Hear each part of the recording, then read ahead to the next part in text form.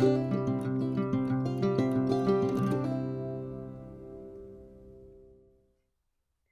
everyone, it's Anne at Martin House Flowers. Welcome back. I'm back in the greenhouse and it is the warmest weekend I think we've had in a while. Today I'm going to plant up or sow my Gomphrena seeds, which have been soaking overnight. Actually, they've been soaking for about 48 hours. And I will be doing 3 types of Gomphrena, 3 varieties from Baker Creek. I'm hoping I didn't mix these up, but when I switched them around, it was sort of debatable whether or not I had, mixed them up. But in any case, I will do them in probably 3 rows of each. We'll see how much space I have. But the first one I have is Gomphrena Buddy Purple, and this seed takes 55 to 70 days, and these are a super dwarf Gomphrena, which adds an everlasting pop of purple. Short and stout, it stands just 8 to 10 inches tall and about as wide. So these would be perfect for the front of a border. They're heat and drought tolerant. The blooms last extra long for low maintenance color, strong stems, and tidy 1-inch round heads. Wow, those are pretty big. So I think I mentioned in previous videos that I didn't have any luck with Gomphrena germinating, but I'm going to give it a shot again this year because, why not? This is Lavender Lady Gomphrena, and it's a favorite everlasting flower and a lovely shade of lavender. And this plant grows to just under 2 feet tall. And then the last one is a 2-foot tall plant, creates a blizzard of snow, white across beds, borders, landscapes, and in the cutting garden. So, and this is great for floral arrangements and wedding work. So I think I mentioned that my oldest daughter is getting married this coming fall. So at one point she asked me to do a floral wreath for her, like a floral crown for her hair. So if she does still want that, we'll see. I plan to use some of these white, snow white Gompphrenas. So before I get into that, let's see if we did this properly. I wanted to give you an update on my pansies and violas. It looks like I've already taken the tag off this one, but this tray has been sitting under my grow lights in the kitchen since I believe the end of January, and I am just ready to give up on them. It's been all of February, March, and 2 months, at least 8 weeks, that these have been growing, and they are really, really tiny, and I would say not even 30% germination. And so I'm ready to give up on them, and I need the tray. I did go ahead and order a few more, I guess 20 more 1010 trays from Bootstrap Farmer, because the trays I talked about yesterday from Amazon, they were, I'll have to, I think they were rooter ones, and they were green. Anyway, they looked so much like the thinness of, they reminded me so much of the Mr. Penn ones that I had bought from Amazon last year. And they were $18 for 10. So that's basically half the price of Bootstrap Farmer. And I just wasn't willing to invest even half the price of $18 and just to be disappointed again next year and add to the landfill. So I didn't want to do that. But instead, until my Bootstrap Farmer supplies arrive, I'm going to empty out these Gardener Supply 36L trays, which I've been very happy with. I also used these last year for the first time. I used them for snapdragons, actually, and they did phenomenal. So I thought I'd dedicate 4 trays to pansies this year, and they just didn't, they just took forever. So I'm not willing to waste time on these. So I'm going to take this soil. I'm not going to reuse it for seedlings just because it's been so disappointing. I'm just going to dump them in my raised bed area there where I'm doing filler flowers like bachelor's buttons, yarrow, a number of things that we'll plant out a little bit later. So I'm going to dump this out, and I have already done that with this tray of um, of also pansies, and I in fact took the viable seedlings that were a pretty nice size, and I've repotted those into some 6 or 8 inch ceramic pots that I will show you shortly. I'll drop that image in. So now I've put the viable viola seedlings into these pots. This is Viola anticulata. These pots had some hyacinths in here and they rotted. So I just took out the bulbs, sorry, and added more potting mix. And this is Viola arclight ruby. So I do have, a few good looking seedlings. So I think these will do nicely. At least I have some pansies and violas that I can say I grew from seed. I'm pretty happy. I think I did about 5 or 7 in there. Those were the violas. And so I'm going to leave them in the greenhouse to harden off, but I have transferred them into glazed clay pots. So I think they'll be nice. They were intended just for containers anyway. So, but today I wanted to sow some Gomphrena seeds, just do a short video on doing these, and we'll get these started and put them under grow lights. I think what I did last year differently than this year was that I don't believe I soaked them in advance. So hopefully it works out. These seeds are to be sown 1/8 to 1/4 inch deep. So I'm just going to grab a little tag. Oh, actually I have it right here. Sometimes I use the back of a pen and I just sort of do that, drop it in. But I didn't pre-soak or moisten my trays. So I think I need to do that. Just moisten them in the tray.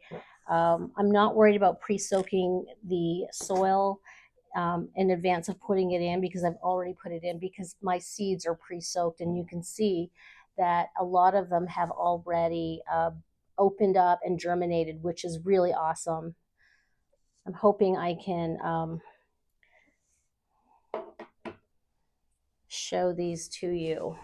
The little hairs, so that means that those seeds are viable, so they should not have a problem germinating. Okay, so I was able to empty out the tray of rejected pansies or violas, and I didn't want to reuse the soil as mentioned because I don't know if there's something wrong with the soil as to why maybe that the seeds didn't germinate, but and I just grabbed my sprayer. I am so out of potting mix that I didn't even get a chance after my last video when I was potting up those pansies outside. I didn't get a chance to grab a new bag. So I'm literally sitting here with half a tray and one full tray. So for now, that's just going to have to do. Typically, I do like to whoops, there goes that one. Typically, I like to pre-moisten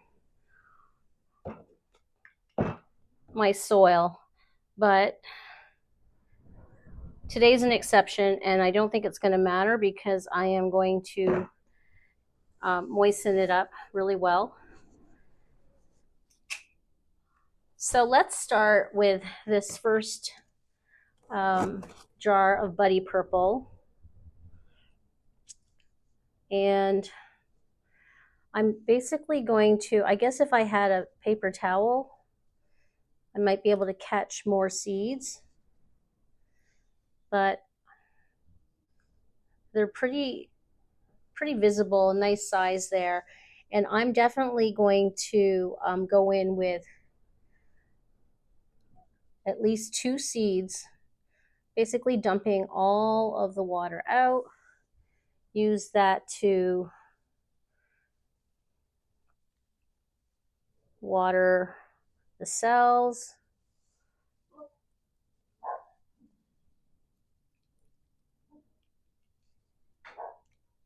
And each package from Baker Creek here, these come with about 20, I think they said at least 25 seeds. See, they're all stuck to the jar. You can also take a paper towel and dump them into the paper towel, but I just thought I'd catch it with my hand. So I've already made an impression on this one with the back of that pen. So I'm going to go ahead and drop at least 2 seedlings per cell, which should give me at least 12. So 3, 6, 9, 12, like 4 rows. If there was actually 25, as they said. So I see 2 on there. I'm gonna drop another one here. I'm actually happy with these seeds. Last year's Gomphrena seeds were from Johnny's, and I got terrible germination, and I will take responsibility, partial responsibility for the fact that I believe I did not pre-soak them. And you know, sometimes you get all sorts of mixed suggestions about pre-soaking or not pre-soaking. For example, whoops, there's one. What is it? What's another seed that you pre-soak? That some people say pre-soak and others say you don't bother. Sweet peas. I pre-soak my sweet peas, and I've always had amazing luck with them. So I'm not going to mess around with that and not pre-soak. I'm actually ready to plant out my sweet peas into my containers. That will be in my next video. I just wanted to wait till the tulips came up in these containers with obelisks, and they are, luckily 2 of the 3 of them are coming up. So I'm just pressing them so they're visible on the surface. Is that one? Yeah. I'm doing at least 2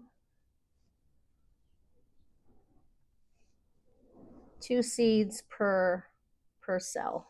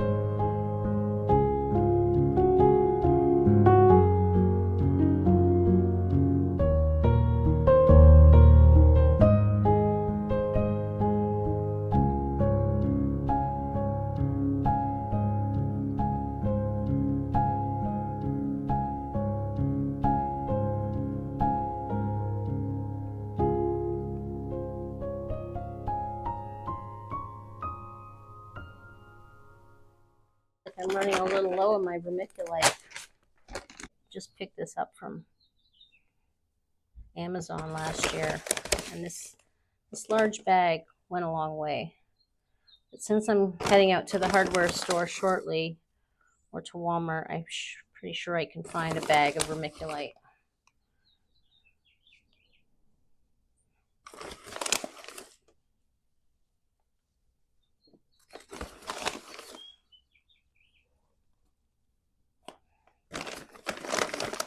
Oh yeah, I mentioned I was going to soak them in before I put the vermiculite, but it's quite all right to do it after putting the vermiculite in, because it just helps helps the seeds make contact with the soil, and then the vermiculite gives it that much more protection from it just maintains the moisture level, and it reduces any kind of mold or mildew from growing.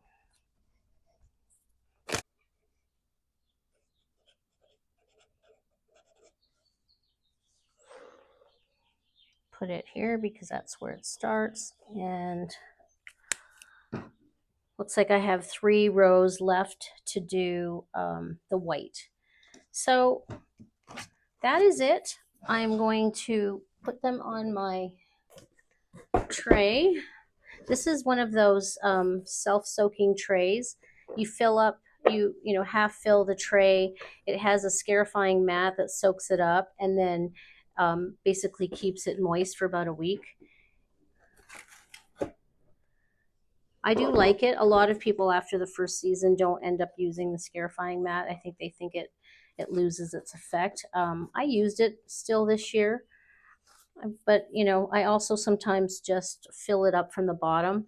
If there is a platform that sits it a little higher, you could also just remove the platform and just set it right into the tray and fill it from the bottom. So let's give it a spray. Let's get rid of this.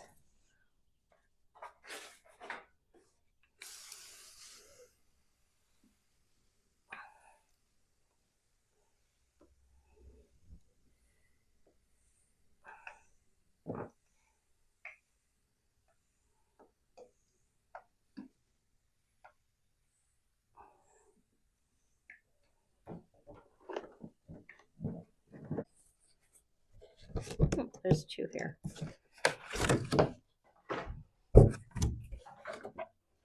Put that dome on, set it under grow lights, check it every day, and after I see majority of the tray germinated, some people say 50%, I look for about 80% germination before I take the dome off, and then just continue growing them under grow lights. So I'll keep you posted on how Gomphrena is doing. I'm super positive about how they're going to germinate this year, just because I did pre-soak them and I saw that all of the seeds had cracked open, and you saw the feathery little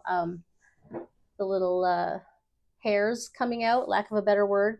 And I'm gonna go get some more soil and finish up this project for the day. And so I'm gonna head out to Walmart or to the local hardware store and pick up some more potting mix so I can continue all of my Gomphrena sowing. And I have some strawberry seedlings that I need to pot up. I just direct sowed them into a little recycled container, so I'm excited about potting those up. And hope you guys have a wonderful weekend, and we will see you in the next video. Bye now.